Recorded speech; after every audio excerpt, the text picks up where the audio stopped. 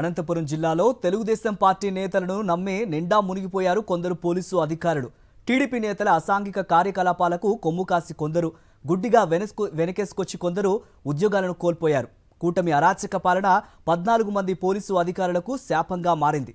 అధికార పార్టీ నేతలు ఏం చెప్పినా చేస్తాం అని భావించే ప్రభుత్వ అధికారులు, పోలీసు అధికారులకు అనంతపురం జిల్లాలో గుణపాఠం ఎదురైంది. టీడీపీ ఎమ్మెల్యే చెప్పాడనో లేదంటే ఎమ్మెల్యే మనుషులు చెప్పారనో అడ్డమైన పనులను చేసిన వారు తమ ఉద్యోగాలను కోల్పోవలసిన దుస్థితి నెలకొంది. అనంతపురం జిల్లాలో హనీ ట్రాప్ తీవ్ర సంచలనంగా మారిన విషయం తెలిసిందే. మహిళలను ఎరగావేసి అమాయకుల నుంచి కోట్ల రూపాయలు వసూలు చేశారు టీడీపీ నేతలు. న్యూడ్ ఫోటోలు, వీడియోలు తీసి బ్లాక్మెయిల్ చేసి డబ్బులు వసూలు చేశారు.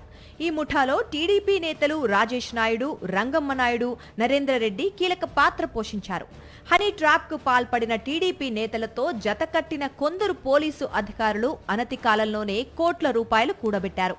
ఏం జరిగినా అధికార పార్టీ నేతలు చూసుకుంటారులే అనుకున్న అవినీతి పోలీసులకు గట్టి ఎదురుదెబ్బ తగిలింది.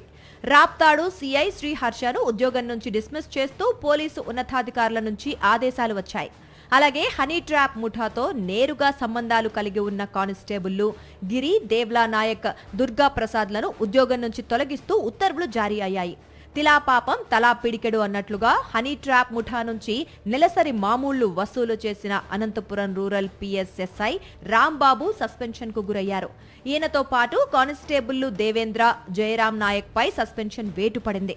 మరోవైపు హనీ ట్రాప్ ముఠా ఆగడాలపై ఫిర్యాదులు వచ్చినా చూసి చూడనట్లు వ్యవహరించిన Anantapuram rural CI Shekhar, Anantapuram 3 town CI Rajendranath యాదవ్లను విఆర్ కు బదిలీ చేస్తూ పోలీసు ఉన్నతాధికారులు ఆదేశాలు జారీ చేశారు.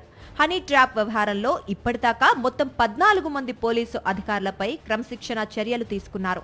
ప్రజల మాన ప్రాణాలను కాపాడాల్సిన పోలీసులే అసాంఘిక కార్యకలాపాలకు పాల్పడిన వైనంపై సీరియస్ గా స్పందించి మరిన్ని కఠిన చర్యలు తీసుకోవాలని అనంతపురం ఎస్పీ కార్యాలయం ఎదుట సిపిఐ నేతలు ధర్నా నిర్వహించారు.